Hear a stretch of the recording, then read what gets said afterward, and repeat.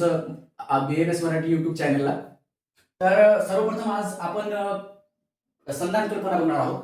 संधान कल्पना हा paper फर्स्टची second कल्पना आहे. फर्स्ट कल्पना म्हणजे तुम्हाला माहितच आहे की पंचविध कशा कल्पना आहे, आणि सेकंड कल्पना म्हणजे काय, ह्या सेकंड कल्पनेमध्ये संधान कल्पना आपण सर्वप्रथम बघणार आहोत. ह्याच्यावर फर्स्ट एसएक्यू म्हणजे एक LAQ, एक SAQ आणि 2 MCQ ह्याच्यावर येण्याची शक्यता आहे. तर पहा, सर्वप्रथम आपण संधान शब्द बघू.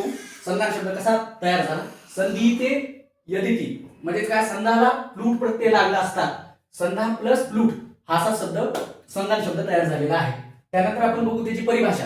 परिभाषा जर बघितली असेल, द्रव्येषु चिरकालस्यम द्रव्यम यत् संधितम भवेत् आसवारिष्टम भेदेस्तु प्रोच्यता भेषज ज्योतितम.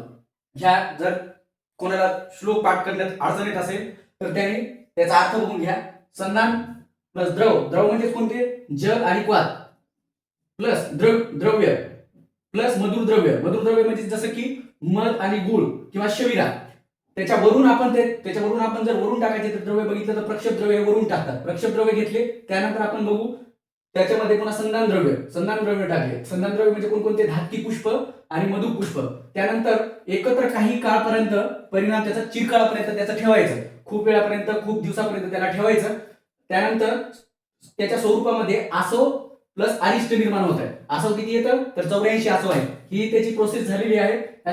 ज्याला श्लोक पाठ होत नाही त्यांनी हे प्रोसेस देऊ शकतात. त्यानंतर बघू आपण संधान कल्पनेचं महत्व बघू. संधान कल्पनेचं महत्व जर बघायचं ठरलं तर पहिल्यांदा काय बघायचं, पहिलं पॉईंट आहे स्वनिर्मित मध्य असते, म्हणजे स्वतः निर्मित केलेलं मध्य असतंय. काही जणांना मध्य हे चांगलंच माहित आहे. स्वनिर्मित मध्य असते, त्यामुळे दीर्घकाळ टिकतंय. जेवढं काळ त्याला आपण ठेवू तेवढं तो जास्त टिकतंय. त्यानंतर आपण सेकंड पॉईंट बघू, मध्यमध्ये काय, आगतंत्रमध्ये तुम्ही बघितलं असाल, शिकला असाल. मध्याचं गुण कसं असतं तर तीक्ष्ण गुण असतं, तीक्ष्ण स्वरूपाचं असतं. त्यानंतर बघू औषधाचे जलद शोषण होतं. शोषण म्हणजे काय, ऍब्सॉर्प्शन होतं व आत्मसात करण्यास त्याचं मदत करतो. पुन्हा नंतर थर्ड पॉईंट बघू, तो अमर्यादित सवीर्यतावादी आहे, म्हणजे तो जास्त काळापर्यंत त्याचं वीर्य टिकून राहतं. तर जास्त दिवस ठेवल्यास अजून चांगले गुण होतात. जेवढं तुम्ही मद्याला जास्त दिवस ठेवता तो जास्त दिवस टिकतो. त्यानंतर आपण चौथं पॉईंट बघू, द्रव स्वरूपात असते म्हणून बाल व वृद्ध दोघांनाही देऊ शकतो. बालकांना किंवा वृद्धांना आपण त्यांना देऊ शकतो. त्यानंतर बघू आपण ह्याचं भेद, डिफरन्शिएट बघू. भेद म्हणजे काय, संधानाचे 2 भेद होतात. पहिला आहे मध्य कल्पना आणि दुसरी आहे सुप्त कल्पना. सुप्त कल्पना म्हणजे काय, ऍसिडिक फर्मेंटेशन, हे तुम्ही ऐकलंच असेल. पुन्हा नंतर मध्य कल्पना म्हणजे काय, अल्कोहोलिक फर्मेंटेशन. आता बघू, हे पक्व तथा अपक्व रसामध्ये तयार केलेलं जातं. याची प्रोसेस मध्य कल्पनेमध्ये बघा, सुरा, सिधू, वारुणी, आसवारिष्ट, मेरेय आणि कोहल हे नाव तुम्ही फर्स्ट इयरला ऐकलेली असेल. नंतर सुप्त कल्पनामध्ये सुप्त, कांजी, तुषोदक, सुवीर आणि संदकी असे हे नाव तुम्ही पाठ करून घ्या. पुन्हा नंतर संधान कल्पना सामान्य निर्माण विधी बघू. याची प्रोसेस कशी होते, ह्याची विधी बघू आपण, कसं निर्माण केलं जातं. तर सर्वप्रथम क्वाथ तयार करावा लागतो. क्वाथ म्हणजे तुम्ही पंचविध कशा कल्पनेमध्ये बघितलं असेल क्वाथ प्रक्रिया कशी होते. सर्वप्रथम क्वाथ तयार करावा. नंतर मधुर द्रव्य टाकावा. मधुर द्रव्य म्हणजे जसं की शर्करा किंवा गुळ, साखर किंवा गुळ टाकायचं. त्याच्यानंतर काय करायचं, प्रक्षेप द्रव्य टाकायची, म्हणजे वरून टाकलेली प्रक्षेप द्रव्य म्हणजे एक्झाम्पल धातकी पुष्प, मधु पुष्प हे वरून आपण टाकायचं. त्याच्यानंतर संधान चूर्ण टाकून धातकी पुष्प जसं की नंतर संधान चूर्ण टाकून तसेच ठेवायचं. त्याच्यामध्ये संधान हे टाकायचं, चूर्ण टाकायचं आणि जसं तसं ठेवून द्यायचं. पुन्हा नंतर काय करायचं, संधान गाळून घ्यावे. त्याला गाळून घ्यायचं, संधान गाळून घ्यावे व त्याला सुरक्षित ठेवायचं एका पात्रावर. मग नंतर बघा, आपण नंतरचा पॉईंट बघूया, डिफरन्शिएट बिटवीन मध्य व सुप्त कल्पना. ह्याचा आपल्याला फरक बघायचा. मध्य आणि सुप्त कल्पनेमध्ये काय फरक आहे हे आपल्याला बघायचं आहे. मध्य कल्पना, सुप्त कल्पना. पहिला डिफरन्शिएट आहे, मध्य कल्पना ही ईस्ट सेल द्वारा होते. तुम्ही नीट मध्ये हे शिकला असता, ईस्ट सेल कशाला म्हणतात. मध्य कल्पना ईस्ट सेल द्वारा केली जाते. सुप्त कल्पनामध्ये काय, सुप्त कल्पना ऍसिडिक बॅसिलाई द्वारा केली जाते. हे बॅक्टेरियल ऍसिडिक बॅसिलाई द्वारा केली जाते. पण नंतर सेकंड पॉईंट जर बघितला असता, 15 दिवस ते 6 महिने लागतात ह्याला, या प्रोसेसला बनवायला किंवा प्रक्रिया व्हायला 15 दिवस ते 6 महिने लागतात. पुन्हा नंतर सुप्त कल्पनेमध्ये साधारण जन 15 दिवस म्हणजे सर्वसाधारणतः 15 दिवस ह्याला प्रोसेससाठी लागतात. नंतर थर्ड जर पॉईंट बघितला तर मधुर द्रव्यापासून संधान एक्सपेक्ट सुरा, म्हणजे उदाहरणार्थ त्याचं हे वरी बघितलेलं आपण मध्य कल्पनेमध्ये बघा, सुरा, सिधू, वारुणी, आसवारिष्ट, मेरेय आणि कोहल हे जे मध्यकल्पनेमध्ये आपण हे बघितलेलं इथं एक्झाम्पल म्हणून मी दिलेलं आहे. पुन्हा नंतर आपण बघू ह्याच्यामध्ये जर बघितलं शुद्ध कल्पनेमध्ये थर्ड पॉइंट, तर अनादीपासून संधान केले जाते.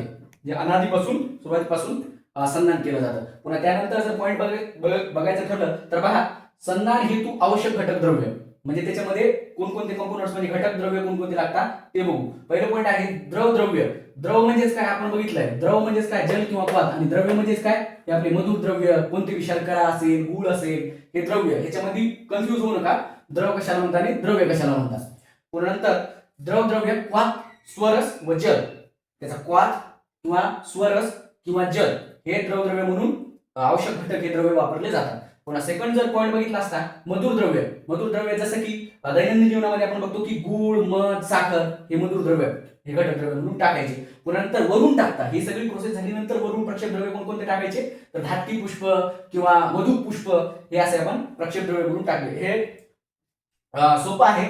द्रवद्रव्य म्हणून क्वाथ, स्वरस आणि जल घेतलं. पुन्हा मधुर द्रव्य हे तुम्हाला माहितच आहे, गुळ, मध, साखर असेल. प्रक्षेप द्रव्य म्हणून वरून कोणते टाकायचं, फक्त लक्षात ठेवायचं एकच नाव, धातकी पुष्प किंवा मधु पुष्प. पुन्हा नंतर त्याच्यानंतर आपण पॉइंट जर बघायचं ठरलं तर अनुक्त मान, तर त्याची मान किती प्रमाणामध्ये ते घ्यायचं हे आपण बघूया. जर गुळ, मधु इत्यादीचे मान जर सांगितले नसतील, जर गुळाचं किंवा मधुचं इत्यादीचं म्हणजे घटक द्रव्याचं जर मान सांगितलंच नसेल तर काय करायचं, द्रवद्रव्य 1 द्रोण घ्यायचं. 1 द्रोण जर समजत नसेल तुम्हाला, 1 द्रोण म्हणजेच किती, 12 केजी. 12 केजी. पुन्हा नंतर द्रव्य म्हणून द्रवद्रव्य म्हणून 1 द्रोण घ्यायचं. 1 द्रोण म्हणजेच काय, 12 केजी. आपण बघितलं गुळ किती घ्यायचं, 1 तुळा. 1 तुळा म्हणजेच काय, 4 केजी घ्यायचं. पुन्हा नंतर मधु किती घ्यायचं, मध किती घ्यायचं, तर हाफ तुळा म्हणजेच अर्धा, म्हणजेच काय, 2 केजी. अर्धा तुळा म्हणजे 2 केजी. पुन्हा प्रक्षेप द्रव्य म्हणून वरून टाकतात. मी तुम्हाला थोड्या वेळाखाली सांगितलं की प्रक्षेप द्रव्य वरून टाकतात. प्रक्षेप द्रव्य किती घ्यायचं, तर 1/10 तुळा और 1/10 ऑफ गुळ घ्यायचं.